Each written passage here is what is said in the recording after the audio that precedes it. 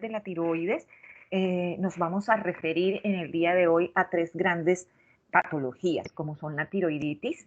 Recordemos que la tiroides se puede inflamar por alguna causa y esta inflamación de la tiroides, dependiendo de su evolución, puede presentarse como un hipotiroidismo o como un hipertiroidismo, pero la mayoría de las veces, después del proceso inflamatorio, la tiroides puede volver a su funcionamiento normal y no quedar siendo ni lo uno ni lo otro, pero en algún porcentaje sí lo puede producir. Vamos a hablar de hipotiroidismo y vamos a hablar del hipertiroidismo. Entonces, como lo dijimos, la tiroiditis es una inflamación del tejido tiroideo, una de las tiroiditis más importantes y que es la principal causa de hipotiroidismo primario es la tiroiditis de Hashimoto. Esta tiroiditis se caracteriza porque hay una infiltración linfocitaria de tipo crónico y en el 90% de los casos van a haber anticuerpos antiperoxidasa. O sea, estamos hablando de que esta es una enfermedad de tipo autoinmune. Y como lo dije anteriormente, es la causa más frecuente de hipotiroidismo. La tiroiditis de Hashimoto la vamos a mencionar más adelante. Existen otras tiroiditis que son por la administración de drogas, entre estas, la más importante o la que siempre debemos tener en cuenta en la parte de medicina interna, porque es la que constantemente debemos estar pensando, es la tiroiditis por amiodarona. Recuerden, pues ya vieron la clase de en cardiología de arritmias, que la amiodarona es un antiarrítmico, pero tiene dos efectos grandes, adversos muy grandes. Uno es a nivel de la tiroides, que puede producir tiroiditis y conllevar a hipotiroidismo, y el otro efecto adverso que también presenta el uso de amiodarona es la fibrosis pulmonar. Entonces, siempre en un paciente que nosotros estamos administrando esta droga por periodos prolongados de tiempo, debemos estar chequeando tanto la tiroides y estar pendiente de la función pulmonar, sobre todo porque la mayoría de los pacientes que reciben amiodarona son pacientes añosos. Tenemos entonces la tiroiditis por amiodarona tipo 1, en el cual puede presentarse un aumento en la síntesis y liberación de las hormonas tiroideas, puede concursar con un bocio multinodular y en este caso esta tiroiditis no se manifiesta como un hipotiroidismo, sino como un hipertiroidismo y deberíamos manejarlo como antitiroideos, que lo vamos a ver más adelante. Y está la tipo 2, que es una tiroiditis destructiva, tiene un comportamiento muy similar a las otras tiroiditis, hay un componente inflamatorio importante con elevación de la interleuquina 6 y en estos pacientes el tratamiento principal es frenar toda la parte de tipo inflamatorio con el uso de los corticoesteroides. La mayoría de las tiroiditis por amiodarona cesan al suspender el medicamento, la gran mayoría, excepto cuando ya tenemos esta parte destructiva que haya avanzado mucho, ya puede haber una lesión permanente de la glándula. En algunos casos, si es muy imperativo continuar el uso de la amiodarona, uno tendría que tratar las dos cosas, continuarla con la amiodarona, pero tratar la consecuencia que presenta a nivel de la tiroides. Otro tipo de tiroiditis es la tiroiditis de Kerbein. Esta es una tiroiditis que cursa con un proceso inflamatorio muy doloroso asociado a infecciones perdón, virales y va a tener todas las manifestaciones como malestar, fiebre, fatiga, faringitis. Y como les dije anteriormente, estas inflamaciones transitorias de la tiroides pueden producir una tirotoxicosis transitoria en el 50% de los casos. Hay otra tiroiditis que está asociada con el parto, se presenta entre las 6 semanas a las 6 meses de posparto, con una incidencia de un 5 a un 10% y el 80% de las pacientes pueden cursar con un hipotiroidismo y normalizar los valores de hormonas tiroideas hacia el año después de haber presentado la tiroiditis posparto. Pero si se fijan en la diapositiva, un 70% de estas mujeres que desarrollan tiroiditis en el posparto pueden tener recurrencias y pueden quedar siendo hipotiroideas. De pronto van a escuchar algunos, tengo una construcción al lado y eso se escapa de mis manos, de pronto van a escuchar algún ruido, es por una construcción. ¿Listo? Bueno, también podemos tener una tiroiditis o secundaria a infecciones como bacterias, hongos o micobacterias, acompañadas de fiebre, disfagia y disfonía. Se pueden presentar incluso abscesos a nivel de la tiroides. Normalmente, estas tiroiditis infecciosas por bacterias o por micobacterias están asociados a pacientes que tienen inmunodeficiencia. Por lo menos los pacientes con síndrome de inmunodeficiencia adquirida son los que podrían llegar a presentarlo. Es muy raro que los pacientes inmunocompetentes puedan desarrollar este tipo de tiroiditis infecciosa. Entonces, ya salimos de la tiroiditis, es una inflamación de la glándula tiroides que dentro de ese proceso inflamatorio puede comportarse como un hipertiroidismo, como un hipotiroidismo, pero que no garantiza que el paciente pueda quedar permanentemente con una lesión de la glándula. O sea, ellos pueden recuperar su funcionamiento normal y continuar eutiroideos.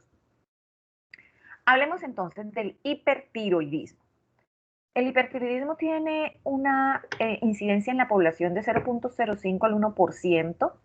Se cree que es mucho más alta y que a veces tenemos un subregistro de la patología. Es mucho más común en mujeres que en hombres. Solo el 1% se presentan como una complicación y un caso grave que requiere internación en unidad de cuidado intensivo, como es la tormenta tiroidea. Y la causa más común de el hipertiroidismo es la enfermedad de Graves-Basedow. El bocio tóxico nodular, que es la presencia de micronódulos hiperfuncionantes a nivel de la glándula, es mucho más frecuente en personas ancianas. La enfermedad de Graves, al igual que la tiroiditis de Hashimoto, tiene un fondo autoinmune que estimula el aumento de la producción de las hormonas tiroideas a nivel de la glándula. Hay dos términos importantes que debemos diferenciar. Hipertiroidismo, que es la enfermedad como tal, que es el estado hipermetabólico que se caracteriza porque hay un exceso en la producción y liberación de las hormonas tiroideas. Y el otro término que debemos saber es tirotoxicosis. Tirotoxicosis hace referencia a que tengo un exceso de hormona tiroidea en el cuerpo. Puede ser porque el paciente la esté tomando en forma exógena o porque tenga alguna condición que me lleve al aumento de eso, pero no se están produciendo ni liberando en forma aumentada, como es en el caso de hipertiroidismo. Entonces, una cosa es hipertiroidismo, otra es la tirotoxicosis.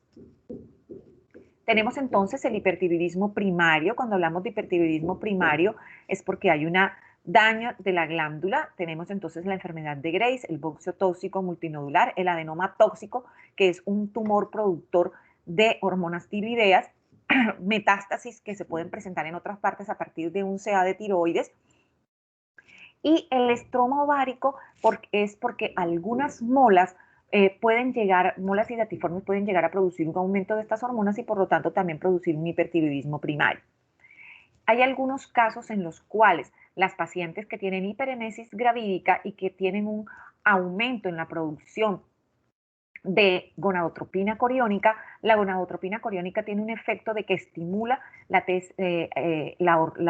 células de la tiroides y aumenta la producción de hormonas tiroideas y puede ocasionar un hipertiroidismo transitorio gestacional, que es como se conoce y que se presenta durante el embarazo, lógicamente.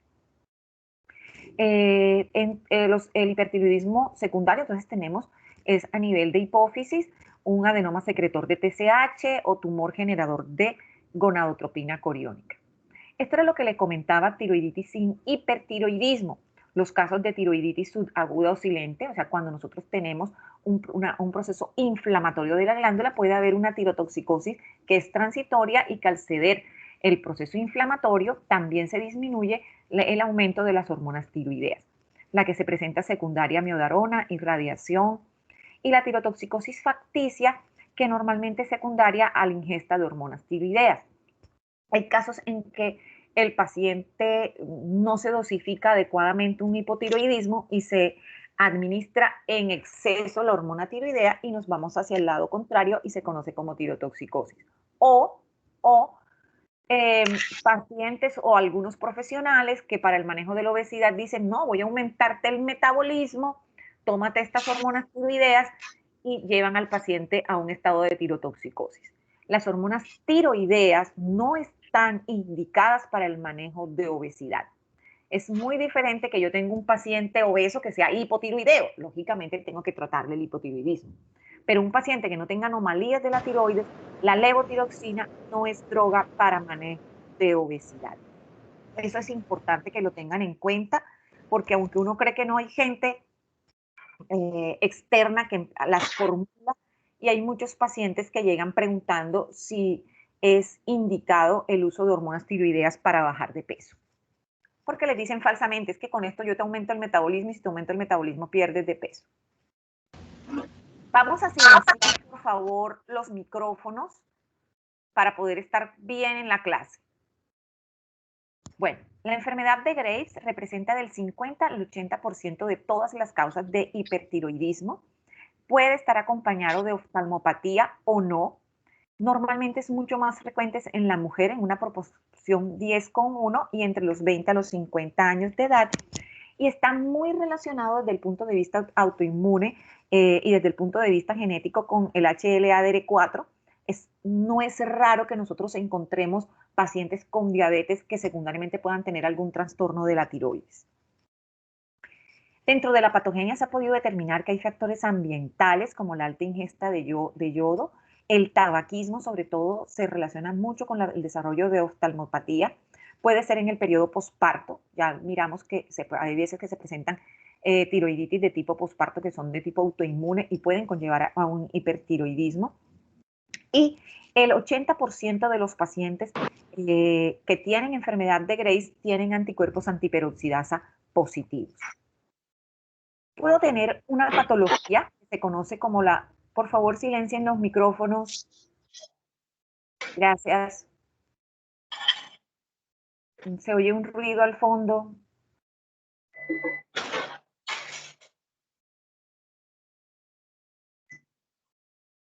Bueno, tenemos la oftalmopatía por Graves.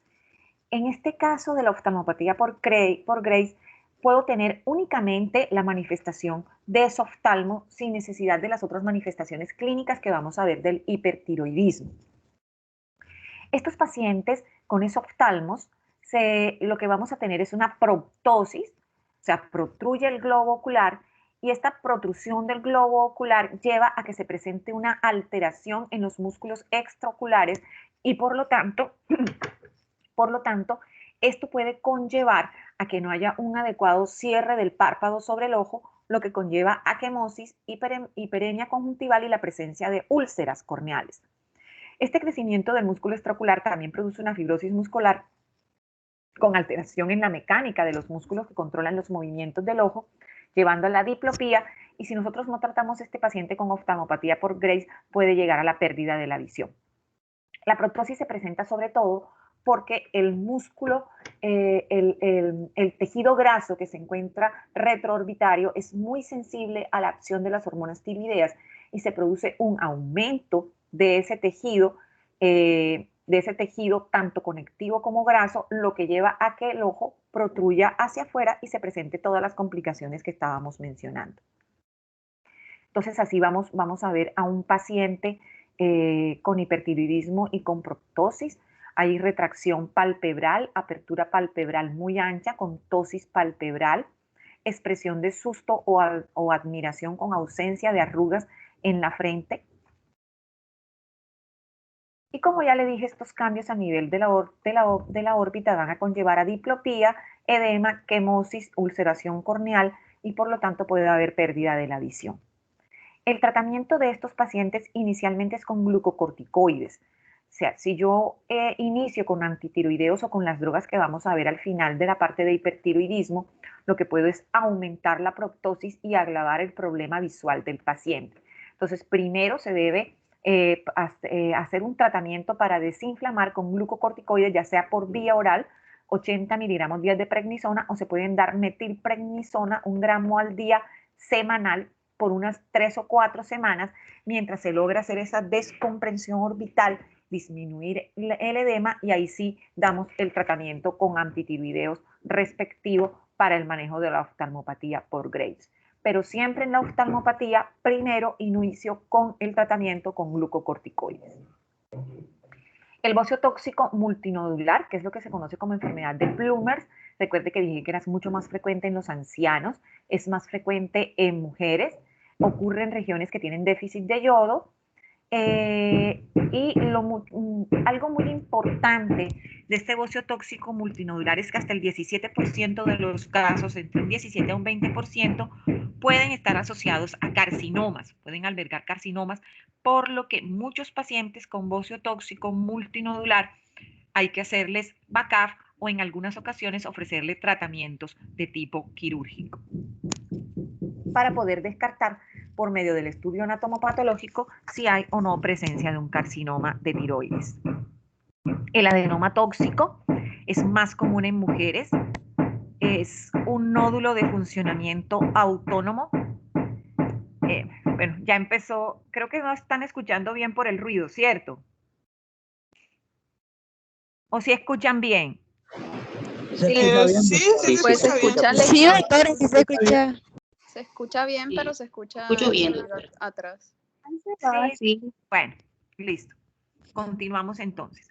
Entonces tenemos el adenoma tóxico, es mucho más común en mujeres, es un nódulo de funcionamiento autónomo.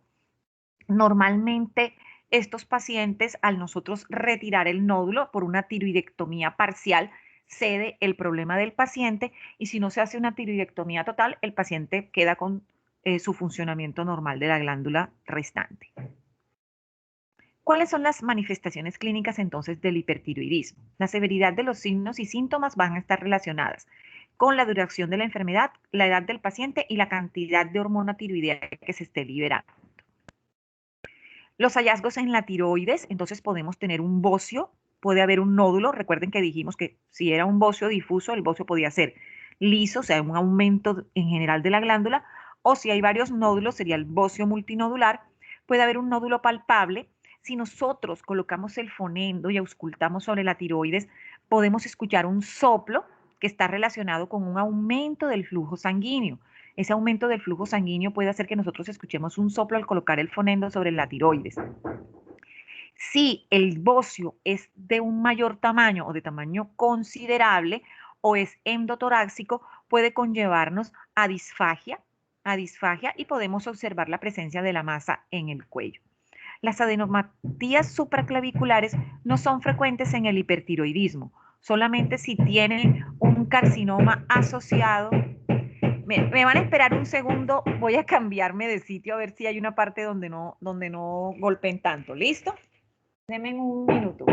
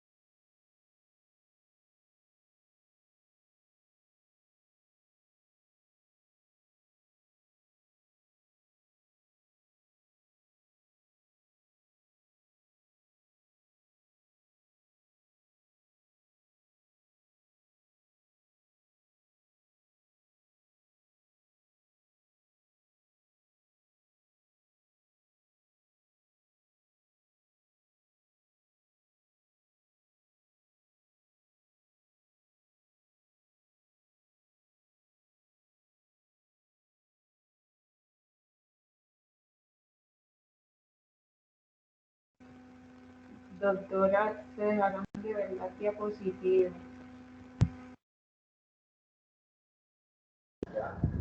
Que espere, hija, que se está cambiando de lugar. Me avisan si ya pueden ver ahorita que nuevamente comparta pantalla. ¿Ya están viendo la pantalla? Sí, doctora. Sí, señora. Sí, señora. Ok. Bueno, continuamos. Entonces, ya habíamos dicho que normalmente las adenopatías supraclaviculares no se van a encontrar en un paciente que tenga un hipertiroidismo con un bocio si no tenemos un carcinoma asociado. O sea, Normalmente en un bocio o en un hipertiroidismo no deberíamos encontrar adenopatías. Y lo que les comentaba, por la gran hipervascularidad que se presenta en el bocio, se aumenta el flujo sanguíneo y por eso nosotros podemos detectar la presencia de soplos. Si nosotros colocamos la campana del fonendo sobre la glándula tiroides, podríamos escuchar un soplo. En la infección general, vamos a encontrar las alteraciones que se producen derivadas del aumento del estado hiperbetabólico y el aumento de la actividad beta-adrenérgica. Normalmente es un paciente que llega nervioso, que llega ansioso, puede tener pérdida de peso, incluso un 15% menos de su peso habitual, intolerancia al calor. Vamos a ver las principales diferencias con el hipotiroidismo, que tener intolerancia al frío, y sudoración excesiva en estos pacientes. A nivel del sistema cardiovascular, este influjo de hormonas o aumento de hormonas tiroideas va a tener también un estímulo beta-adrenérgico, encontrándose palpitaciones y en algunos casos arritmias. En algunos pacientes pueden debutar un hipertiroidismo con, por ejemplo, con un caso de una fibrilación auricular. ¿Esto qué quiere decir? Que si yo tengo un paciente que me consulta por palpitaciones, documento alteración del ritmo, documento una fibrilación auricular, debo descartar un hipertiroidismo dentro de mi estudio diagnóstico para el estudio de las arritmias. A nivel pulmonar puede presentar disnea. Si este paciente tiene de base una patología coronaria, lógicamente esto puede conllevar a angina por un aumento en la demanda de oxígeno. Fíjense que 10% de los pacientes pueden tener arritmias auriculares y principalmente en los mayores de 50 años. A nivel pulmonar, como les dije, hay un incremento en la demanda de oxígeno porque el paciente puede presentar taquipnea. A nivel gastrointestinal, va a haber un aumento del tránsito intestinal y principalmente estos pacientes pueden presentar diarreas. Es uno de los síntomas con que nos llegan muy frecuentemente los pacientes con hipertiroidismo. A nivel de la parte de reproducción, tanto el hipo como el hipertiroidismo pueden estar involucrados en la infertilidad, tanto en varones como en mujeres. En hombres puede haber ginecomastia y disminución de la libido. En las mujeres, sobre todo, hay anovulación y oligomenorrea y por lo tanto, buscar patologías tiroideas estaría dentro del estudio de las parejas que no han podido concebir. A nivel neuromuscular puede haber atrofia muscular y debilidad muscular, puede haber osteopenia con presencia de hipercalcemia en un 20% de los pacientes. A nivel neurológico, lo más característico o lo que ustedes van a encontrar más frecuentemente en estos pacientes es un temblor fino distal en las manos. Uno lo puede verlo muy evidente en la consulta.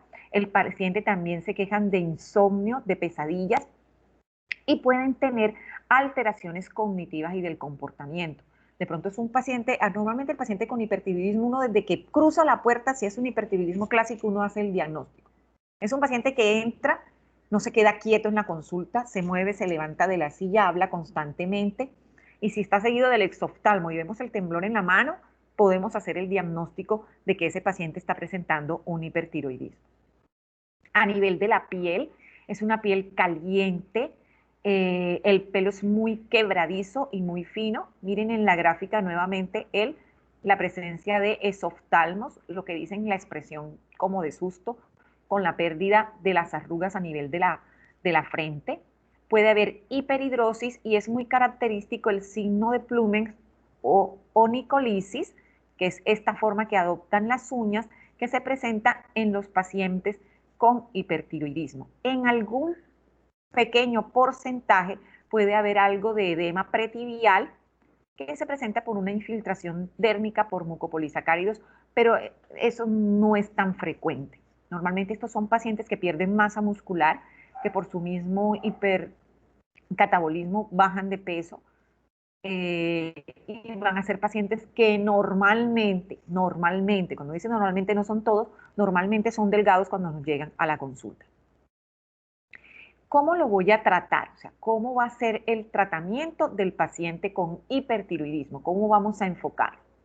Va a depender lógicamente de la etiología, pero el objetivo fundamental va a ser la mejoría clínica del paciente y disminuir la producción de las hormonas tiroideas. ¿Cuáles son los fármacos que tenemos disponibles? Los beta bloqueadores no cardioselectivos como el propanolol, tienen una acción muy importante y es que sirven para controlar los síntomas clínicos, o sea, disminuyen la presión arterial, disminuyen la frecuencia cardíaca, disminuyen el temblor distal y también se ha visto que los beta bloqueadores disminuyen la conversión periférica de T4 en T3, que es la hormona, de T3 en T4, perdón, que es la hormona activa. Esa es la acción de los beta bloqueadores, al igual que los glucocorticoides. Los glucocorticoides también disminuyen la producción periférica de T4 en T3. Las tionamidas son drogas que alteran la organización y liberación de las hormonas tiroideas. Dentro de las tionamidas tenemos el propiltiuracilo y el metimazol. El yodo y el litio son drogas que se utilizan más que todo en los estados de tormentas tiroideas y se utilizan para disminuir la liberación de yodo. Y el yodo 131 viene siendo el tratamiento, por así decirlo, definitivo para nosotros poder controlar el hipertiroidismo, que es diferente de la cirugía. El yodo 131, ¿qué hace? Este yodo 131, este material radioactivo, se fija a nivel de las células foliculares de la tiroides, por así decirlo, produce una destrucción de ellas y por lo tanto se disminuye la liberación de hormonas tiroideas. ¿Qué pasa con estos pacientes que reciben yodo 31? Que aproximadamente el 90% de ellos al año son hipotiroideos, pero es mucho más fácil manejar un hipotiroidismo que manejar el paciente con hipertiroidismo. ¿Listo? Y el tratamiento quirúrgico, ¿a quién se deja el tratamiento quirúrgico? Aquellos pacientes que tienen un bocio que produce obstrucción de la vía aérea, en aquellos pacientes en que sospechamos que sea un bocio multinodular y que pensemos que puede tener algún componente de CA, en aquellos pacientes que tienen intolerancia al tratamiento, o sea, que hacen alergias al tratamiento con las tionamidas, son pacientes que se pueden beneficiar del tratamiento quirúrgico. Entonces, lo que ya dijimos, el propanolol disminuye la conversión periférica de T4 a T3. Recuerden que las tabletas de propanolol vienen de 40 miligramos, la dosis máxima es hasta 80 miligramos día. El atenolol no es tan utilizado como podemos utilizar el propanolol. Las tionamidas, como ya yo les dije, disminuyen la peroxidación y la organización con un efecto inmunosupresor. Tienen un efecto inmunosupresor sobre todo el metimazol. Por lo tanto, los pacientes que reciben metimazol debe hacérsele periódicamente un hemograma para mirar que no se presente una leucopenia con una neutropenia. El metimazol viene en tabletas de 5 miligramos para dar una dosis máxima de 20 miligramos cada 8 horas, o sea, 60 miligramos al día. El propiltiuracilo, además de lo anterior, también inhibe la conversión periférica de T4 a T3. El propiltiuracilo actualmente está indicado en el manejo de las embarazadas durante su primer trimestre de embarazo, porque tiene menos efectos teratogénicos. El metimazol en el primer trimestre del embarazo puede tener efectos teratogénicos. ¿Cuál es el problema con el propiltiuracilo? El problema con el propiltiuracilo de que no se utilice tan ampliamente es porque tiene un efecto hepatotóxico. Entonces, al tener un efecto hepatotóxico que es idiosincrático, o sea, no sabemos a qué persona le puede dar o no le puedo dar, por lo tanto, solamente estamos utilizando el propiltiuracilo en 2 situaciones. Uno, el paciente que hace alergia al metimazol, y uno puede tratar de darle el propiltiuracilo, y a las pacientes embarazadas durante el primer trimestre y ya a partir del segundo trimestre se puede continuar con el metimazol. ¿Cuál es el objetivo terapéutico? El seguimiento de estos pacientes es tratar de normalizar T3 y T4, no la TSH. Bueno, entonces aquí vamos a hacer un paréntesis. Para yo hacer el diagnóstico tanto de hipotiroidismo como de hipertiroidismo, solicito las hormonas tiroideas, que es la hormona estimulante de la tiroides o TSH, la triyodotironina, que es la T3, y la tetrayodotironina, que es la T4. En un paciente con hipertiroidismo, para hacer el diagnóstico, la TSH está suprimida, lógicamente, y tengo aumento de T3 y de la T4. Cuando yo tengo un hipotiroidismo, es lo contrario. La T3 y la T4 están suprimidos y tengo una TSH alta. Normalmente los valores normales de la TSH en la mayoría de los laboratorios van en un rango entre 0.4 a 4.5. ¿Esto qué quiere decir? Que si yo tengo un paciente que la TSH me sale en 0.0001 y T3 y T4 están altas, hago diagnóstico de hipertiroidismo. Con el tratamiento yo espero que a las 6 semanas se normalice la T4. No hago seguimiento con TSH. En el hipotiroidismo es lo contrario. El seguimiento se hace con la normalización de la TSH. Como ya les había comentado anteriormente, el efectos adversos de la tionamida, principalmente es la granulocitosis que se presenta con el metimazol y las alteraciones hepáticas que se presentan con el propiltiuracilo. Esto ya lo habíamos dicho. Los glucocorticoides igual disminuyen la conversión periférica de T4 a T3. Recuerden que es importante en los casos de oftalmopatía por Graves, y ya lo habíamos mencionado también, que en los casos, de tiroiditis inducida por amiodarona. El yodo 131, entonces se hace una ablación. Hay que tener mucho cuidado, se debe evitar en el embarazo, lógicamente, y lo que se recomienda es que una mujer que ha recibido recientemente yodo radioactivo espere aproximadamente un año para poder entrar en la concepción. El efecto secundario que le habíamos dicho de la administración del yodo 31 es que puede producir hipotiroidismo, o sea, el 90% de los pacientes al año, a los 5 años, ya están hipotiroides. Es mucho más fácil hacer suplencia en estos pacientes de hormona tiroidea que seguir manejándole el hipertiroidismo. Recuerden que dijimos que la oftalmopatía por Graves se empeoraba con estos tratamientos, mucho más con la administración de yodo, y que primero teníamos que hacer un tratamiento inmunosupresor con glucocorticoides antes de pensar en la administración de yodo 31 en un paciente con una oftalmopatía de Graves. Bueno, el yodo radioactivo, ya lo hemos dicho bastante. ¿Cómo se calcula el yodo la dosis de yodo radioactivo? Se le solicita al paciente una gamografía de captación de yodo.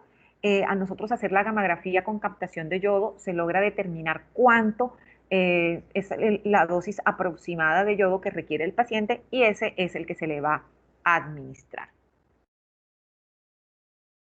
La cirugía, como ya lo dije, si es un bocio grande, ¿cuáles serían las complicaciones de la cirugía? Que hagan una hemorragia. Por ahí está muy cerca el nervio laringeo recurrente, entonces si se daña el nervio laringeo recurrente, lógicamente este paciente me puede quedar con una disfonía de tipo crónico. Y muy cerca se encuentran las paratiroides, y es a veces muy frecuente que al hacer una tiroidectomía se lleven las paratiroides, y esto puede conllevar a un hipoparatiroidismo, y estos pacientes deben recibir suplencia de calcios y de hormona de por vida. En el embarazo, como les dije, el metimazol está asociado a malformaciones congénitas durante el primer trimestre, por lo tanto, en el primer trimestre del embarazo está indicado el propiltiuracilo. No se deben administrar beta bloqueadores porque los beta bloqueadores se han asociado con retardo del crecimiento intrauterino, con bajo peso al nacer, y puede también inducir bradicardia neonatal. Si nosotros necesitamos en una embarazada dar algún tratamiento de tipo quirúrgico, solamente se puede ofrecer a partir del segundo trimestre. ¿Alguna pregunta en la parte de hipertiroidismo? Doctora, una pregunta. Cuénteme, a ver. Entonces, en caso de una embarazada con hipertiroidismo, ¿es mejor usar el propiltiuracilo o las tionamidas? No, es que las tionamidas es el nombre del grupo de fármaco. Dentro de las tionamidas está el propiltiuracilo y el metimazol. O sea, ambas son tionamidas. ¿Ya? Okay. Solo que la propiltiuracilo la vas a utilizar en el primer trimestre del embarazo y el metimazol a partir del segundo trimestre del embarazo, porque en el primer trimestre el metimazol es teratogénico. Ok, gracias. Ok. Yo hago una pregunta. Buenos días. Sí, buenos días. Con relación al tratamiento con glucocorticoides, Doc, sabemos que una de las de los efectos secundarios de administrar pulsos de corticoides con metilprednisolona es la inmunosupresión. ¿Cuándo hablamos específicamente de inmunosupresión en los pacientes y cómo hacemos para protegerlos Normalmente estos pacientes no llegan a tener efectos adversos del uso de glucocorticoides, porque los efectos adversos con los glucocorticoides usted los va a obtener cuando usa glucocorticoides por largos periodos de tiempo. Normalmente en estos casos es un uso transitorio, o sea, no pasan de 2 semanas el uso del corticoide. Lo que haces con el glucocorticoide, que tiene indicaciones específicas principalmente en tiroiditis, y en el caso de la oftalmopatía por Graves, máximo el tratamiento es en 3 semanas. Entonces no vas a poder tener los efectos adversos que tenemos asociados al glucocorticoide. ¿Ya? Normalmente los efectos adversos del glucocorticoide que hacen un síndrome de Cushing secundario, que hacen la fase de luna, cara de luna llena, que presentan el acné por corticoides, o que tener la hiperglucemia, es aquellos pacientes que lo toman en forma crónica. Ejemplo, un paciente asmático que alguien le dijo, no, es que tienes que tomar corticoide para el asma, y se lo toma oral, y lo toma por 1 año, 2 años, 6 meses. Esos son los pacientes que nos hacen los efectos adversos a los glucocorticoides y que hay que tener mucho cuidado con la formulación del glucocorticoide. Bueno, continuamos entonces con el hipotiroidismo. Este es un poco más sencillo porque el hipotiroidismo pues, es todo lo contrario de lo que hemos venido hablando. Aquel era un estado de hiperfunción, este es un estado de hipofunción tiroidea. Es muy común en las áreas que tienen déficit de yodo. Se presenta más frecuentemente en mujeres que en hombres. El 2% de la población adulta de mujeres cursan con hipotiroidismo. El hipotiroidismo congénito afecta a 1 de cada 4.000 recién nacidos. Y ya se ha estandarizado hacer un tamizaje con TSH a todos los recién nacidos. Entonces le hacen un tamizaje de TSH para mirar si hay o no hipotiroidismo neonatal. Se puede presentar a cualquier nivel del eje hipotálamo, hipófisis, tiroides. Entonces tenemos, el hipotiroidismo primario, que es la causa más frecuente en el 95% y es una afectación primaria de la glándula tiroidea. A nivel central puede ser, si es a nivel de la hipófisis secundaria o a nivel del hipotálamo, se considera un hipotiroidismo terciario. Aquí tenemos las principales causas de hipotiroidismo. Normalmente los hipotiroidismos de tipo central a nivel de hipotálamo o de la hipófisis es la presencia de tumores hipofisiarios o de hemorragias o necrosis que se presenten, la presencia de aneurismas, cirugías, enfermedades infiltrativas. Dentro de las enfermedades infiltrativas, una de las más frecuentes que nos pueden producir hipotiroidismo es la tuberculosis. Es una de las que más frecuentemente podría llegar al hipotiroidismo central. Pero la principal causa es el hipotiroidismo primario. Y dentro del hipotiroidismo primario, la causa más frecuente es la tiroiditis de Hashimoto, como mencionábamos al inicio. Puedo también tener la tiroiditis posparto, si puede ser secundaria a procedimientos quirúrgicos como la cirugía de tiroides o el tratamiento con yodo 131. Recuerden que también secundariamente puede producirme hipotiroidismo. Enfermedades infiltrativas también como sarcoidosis, una amiloidosis, patologías neoplásicas como el linfoma, también puede producir infiltración de la glándula y llevarme a un hipotiroidismo primario. Habíamos mencionado por fármacos como la administración de la amiodarona principalmente. Fíjense que dentro de los fármacos están mencionados también el propiltiuracilo y el metimazol. A largo plazo, los pacientes que están siendo manejados por un hipertiroidismo pueden secundariamente desarrollar el hipotiroidismo. Hablemos, la principal causa del hipotiroidismo primario es la tiroiditis de Hashimoto.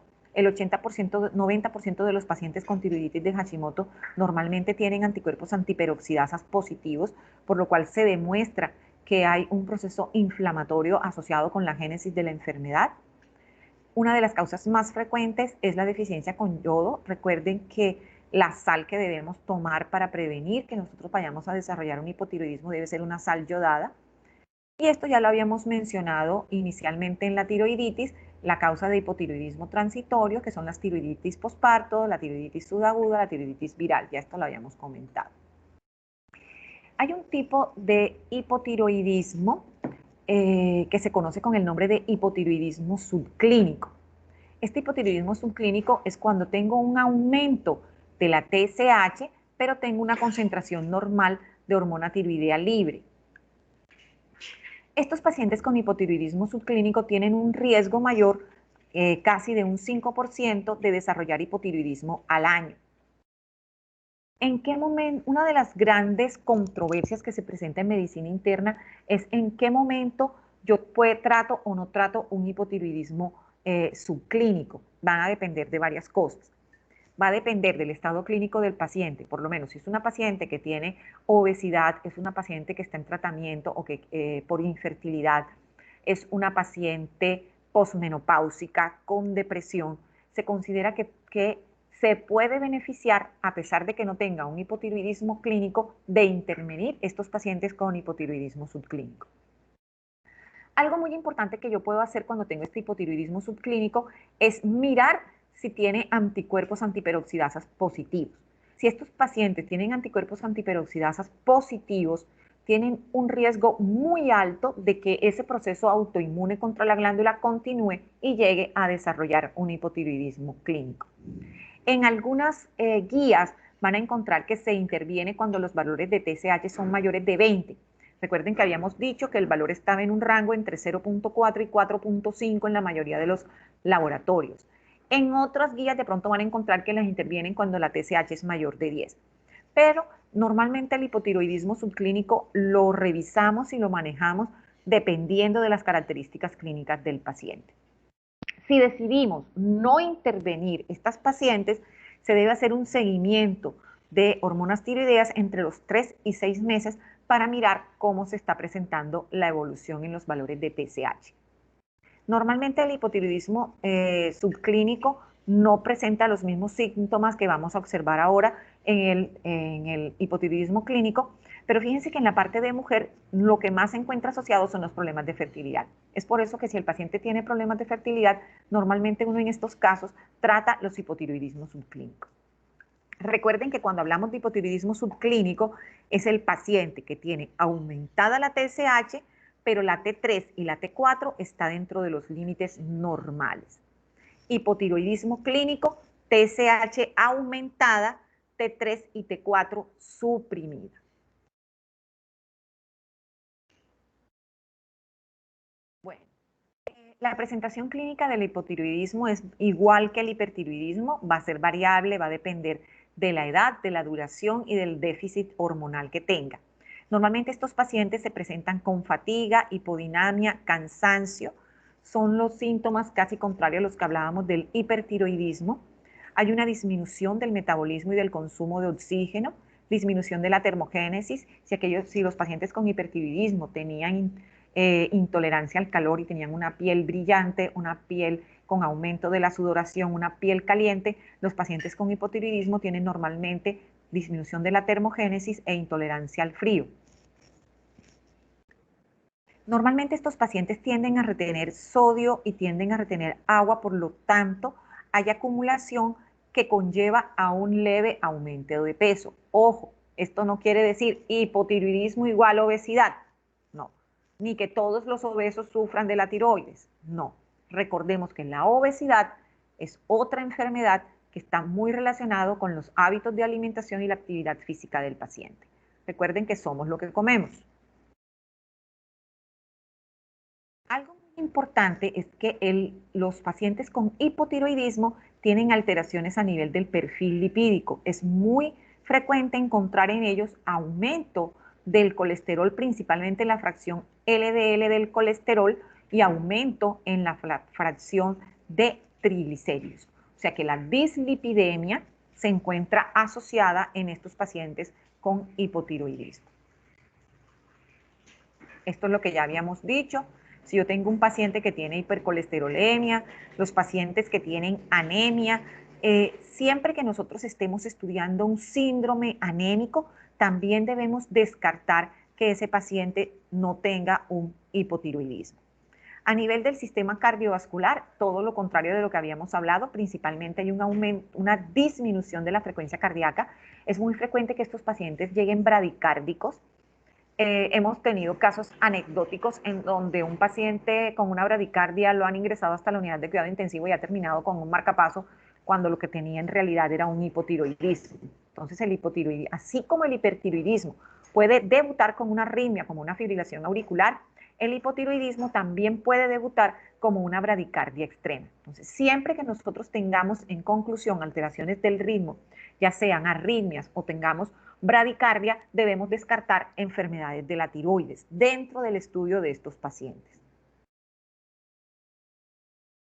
A nivel de la piel, entonces tenemos una piel seca, unas uñas quebradizas con un cabello muy frágil, y aquí es más frecuente en lo que comentábamos anteriormente la presencia del edema pretibial.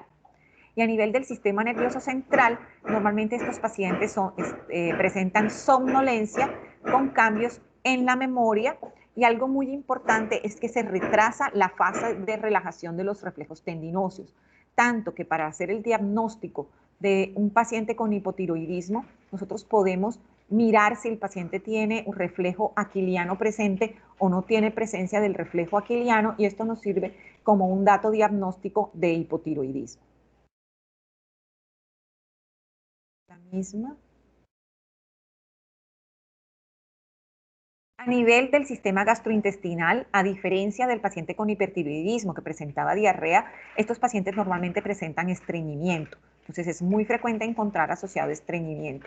Y en el paciente, en la parte respiratoria, en vez de taquipnea, vamos a tener una hipoventilación en estos pacientes. Si es un paciente obeso, la asociación del hipotiroidismo puede empeorar una apnea obstructiva del sueño si el paciente presenta este diagnóstico. Como ya lo dijimos, tanto el hipo como el hipertiroidismo produce trastornos en el nivel del sistema reproductor, con alteración oligomenorrea y disminución de la ovulación en las mujeres, y también vamos a tener disminución de la fertilidad y mayor riesgo de aborto en aquellas pacientes hipotiroideas que se embarazan.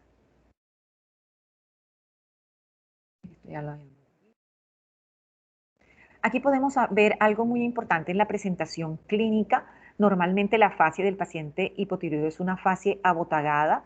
Hay una pérdida de la cola de las cejas. Aquí se pierden el vello de las bolas de las cejas. Hay algo muy importante en la lengua que se llama megaloglosia, en la cual la lengua muestra las impresiones dentales y es muy sugestivo de un paciente con hipotiroidismo. Labios gruesos, piel seca, una expresión de letargo. Y algo muy importante es que se puede presentar esto, que es la hiperkeratosis del codo. Como ya lo dijimos, el diagnóstico lo hacemos por laboratorio y vamos a medir principalmente TSH, T4 libre, T3 total. Recuerden que hacemos el diagnóstico con un aumento de la TSH y una supresión de la T4 y de la T3. Y si nosotros encontramos que este paciente tiene anticuerpos antiperoxidasa positivo, hacemos el diagnóstico de una tiroiditis de Hashimoto. El tratamiento, pues acá tenemos solamente una droga para tratar el hipotiroidismo, que es hacer una sustitución con la tiroxina sintética que se conoce con el nombre de la levotiroxina. Normalmente, estos pacientes que reciben levotiroxina van a tomarla de por vida, excepto que este paciente tenga una tiroiditis subaguda o una tiroiditis transitoria y que la glándula nuevamente comience a tener su funcionamiento normal. El objetivo es restablecer el estado tiroideo, mejorar los síntomas y en algunos casos se puede llegar a disminuir el tamaño del bocio. Para empezar el tratamiento con la levotiroxina hay que tener en cuenta la edad del paciente, si tiene enfermedad arterial coronaria o si hay arritmias. La dosis.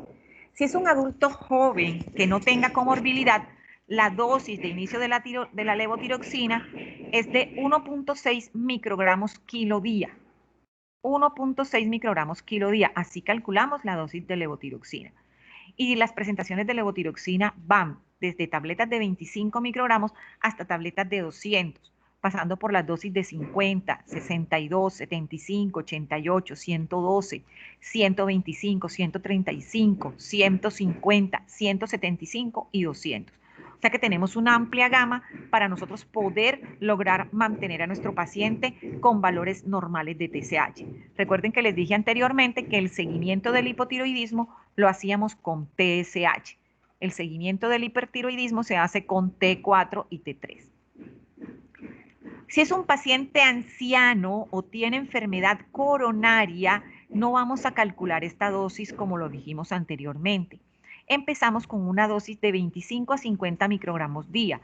¿Por qué? Porque si nosotros a este paciente que tiene enfermedad coronaria le damos una dosis mayor de entrada, lo que vamos es aumentar la frecuencia cardíaca, aumentamos el consumo de oxígeno y podemos precipitar una angina o podemos precipitar un infarto en estos pacientes. Entonces en ellos comenzamos a dosificar la dosis de levotiroxina lentamente. Empezamos con 25 microgramos y cada 15 días vamos reajustando la dosis hasta la dosis total que debería recibir este paciente de acuerdo a su kilo de peso. Entonces, la dosis en adultos jóvenes sin comorbilidad, 1.6 microgramos kilo día. En pacientes ancianos o con enfermedad coronaria, empezamos con 25 o 50 microgramos al día. Bueno, se dice que el seguimiento debería hacerse más o menos hacia las 6 semanas, pero en nuestro plan obligatorio de salud es muy difícil que hagamos cada 6 semanas una TSH. Y en general lo que se aconseja es que la TSH se mida entre cada 2 o 3 meses, cuando nosotros empezamos el tratamiento. Vamos incrementando entre 12.5 o 25 microgramos hasta alcanzar el nivel de TSH normal. Ya esto lo habíamos dicho. ¿Cuál es nuestro objetivo? Mantenerlo entre 0.4 a 4. Recuerden que esto es lo que habíamos dicho, que la mayoría de los laboratorios eran los valores normales de TSH. ¿Qué pasa con el embarazo? Las mujeres que son hipotiroideas van a tener un mayor requerimiento de hormonas tiroideas durante el embarazo. En la mujer, el objetivo de la mujer embarazada no es mantenerlo en el rango de la población general que está entre 0.4 a 4.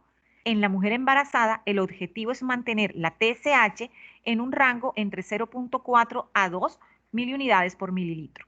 Este es el objetivo, de 0.4 a 2, porque ellas requieren una mayor cantidad de hormona de tiroidea durante el embarazo. Se puede ajustar en la dosis con ella, no cada 2 o 3 semanas, normalmente lo ajustamos mensual, se le hace un seguimiento mensual, pero lo ideal es que nosotros mantengamos este rango de TSH en la paciente embarazada. Esto es lo que ya habíamos comentado del hipotiroidismo subclínico. Dar tratamiento si la TSH está entre 10 y 20, si tiene anticuerpos antiperoxidasa, no es negativo, sino positivos. Si el paciente tiene depresión, está en tratamiento de fertilidad, etcétera, lo que ya habíamos comentado. Bueno, eso era todo. En realidad es un tema que es muy, muy sencillo y que es un tema de todos los días, el manejo tanto del hipo como del hipertiroidismo y en sí de la tiroiditis. No sé si tengan alguna pregunta. Todas estas drogas para el manejo tanto del hiper como del hipotiroidismo se encuentran en el plan obligatorio de salud. No sé si tengan alguna pregunta. Doctora, yo tengo una pregunta. Cuénteme. En una paciente embarazada con hipotiroidismo subclínico, solamente pues por el hecho de, digamos, estar embarazada, se empieza medicamento. Sí, allí es un poquito más difícil porque fíjate que el rango en que yo debo tener a la paciente es entre 0.4 y 2. O sea que sí tendríamos que darle tratamiento. ¿Listo? Lo que tendríamos que mirar es si después del embarazo esa paciente queda con un hipotiroidismo clínico o no queda con un hipotiroidismo clínico. Pero sí debe ser intervenida si está embarazada. Profe, ¿Alguna otra? doctora, ¿Sí? están acabando de preguntar también. Sí. Vi que en el tratamiento de los niños, pues usted no enfatizó mucho en eso, pero vi que Porque normalmente el paciente, el hipotiroidismo en los niños, eso lo van a ver ustedes en pediatría. Normalmente yo no tengo la experiencia que puede tener un pediatra en el manejo en niños. Recordemos que medicina interna es la medicina del adulto. Ah, ok. Doctora, Doctora, Sí, bueno, Eh, hable la mujer. doctora, tengo otra pregunta. ¿La levotiroxina siempre se condiciona a dar en ayunas? es lo ideal precisamente para que la paciente no olvide la medicación. Entonces, lo mejor es decirle que apenas se levante, se tome la medicación en ayunas. Normalmente normalmente la mayoría de los medicamentos deberían tener un horario, tanto las drogas para la tiroides como para la presión, o sea que el paciente esté acostumbrado a tomar la droga a la misma hora para que no haya olvido y para que no vaya a haber algún problema de que vaya a tener alguna alteración porque haya olvidado tomarse el medicamento. ¿Otra pregunta? Doctora, sí, tengo una pregunta. ¿Qué pasa si de pronto un paciente en la ecografía presenta que alrededor de la tiroides tiene ganglio, pero al momento de yo hacerle unos exámenes de laboratorio veo que tiene la TSH alta y la T4 y la T3 normal? ¿Qué me puede decir eso? Si tienes una TSH alta con T3 y T4 normal, ya sabes que es un hipotiroidismo subclínico. Si tienes adenopatías, no todas las adenopatías del cuello tienen que ser de la tiroides, o sea, ahí entrarías a estudiar las adenopatías como tal, ¿sí me explico? Las adenopatías de cuello no son de la tiroides. Recuerden que ellas pueden tener o tienen reacción a todo lo que tiene la parte orofaringia. También puedes tener una adenopatía porque tengas una TBC ganglionar o puedas tener una toxoplasmosis o puedas tener un citomegalovirus. O sea, ya cuando tú tienes adenopatías, tienes que estudiar las adenopatías como tal.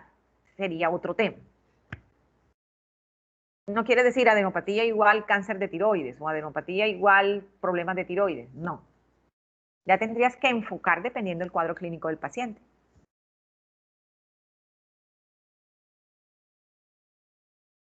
¿Alguna otra pregunta? doctora, en los pacientes inmunosuprimidos, por ejemplo, en quimioterapia, ¿sería diferente el tratamiento? No. Lo mismo. Si es un paciente hipotiroideo, tiene que seguir tomando su suplencia.